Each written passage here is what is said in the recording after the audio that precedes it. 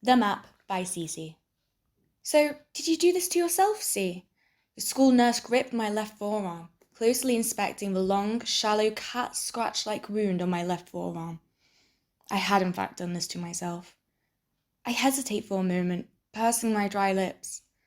My brain tells me to deny it, to say it was my cat even though he's too senile to kill an already dead mouse, let alone scratch one of the people that feeds him. Yeah, I reply dryly. I hate confessing this sort of thing. I hate confessing to not being okay. After 2 years of pretending to be okay, and you're a normal 13-year-old girl, it feels wrong. I didn't strive to be normal, I strived for utter perfection.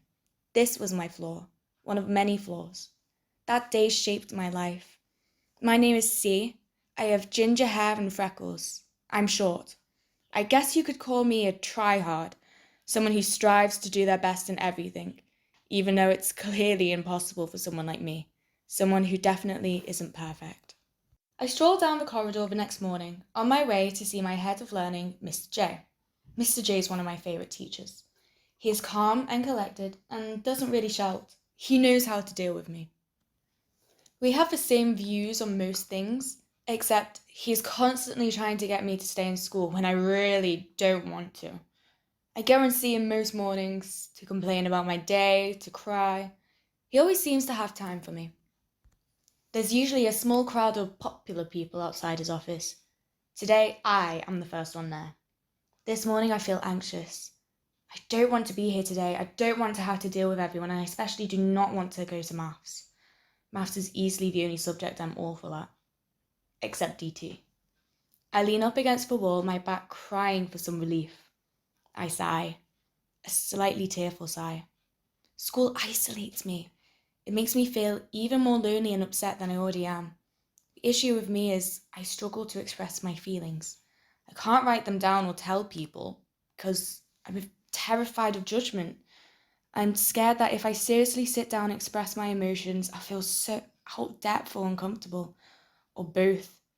Both feelings I really, really hate. Mr. J comes strolling down the corridor, holding on to his coffee. Ah, see, what can I do for you today? Spit your chewy out as well. I sigh.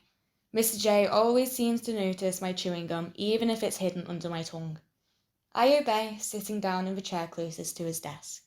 I really don't want to be here right now, and I know I have to be here, I just don't want to be. Mr. J sighs, sipping his coffee thoughtfully. I know what he's about to do. Start his survival day rant. It's good that you're even here today, C, especially on a survival day. I knew it. See, Mr. J is one of the teachers I don't mind, but he can really be so predictable.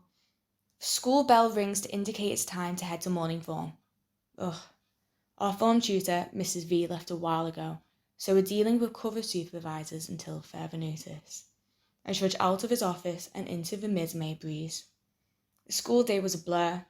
The rest of the school days this week have flown by. I'm in bed. I can't stop crying despite not being upset. I feel angry, out of my depth, annoyed, upset, every feeling I do not want to feel. And then I do it. I bring the scissor blade to my wrist and I do it. I self-harm again. My dad was out at the football match. My mum was cooking tea. I sigh, walking to the bathroom as I try to soak my wrist under water. It stings. I walk downstairs. My mum's talking my face off about the football match. I don't listen. She senses something is wrong. Before she can say anything, I blurt out, "Mum, I self-harmed again." Her face falls.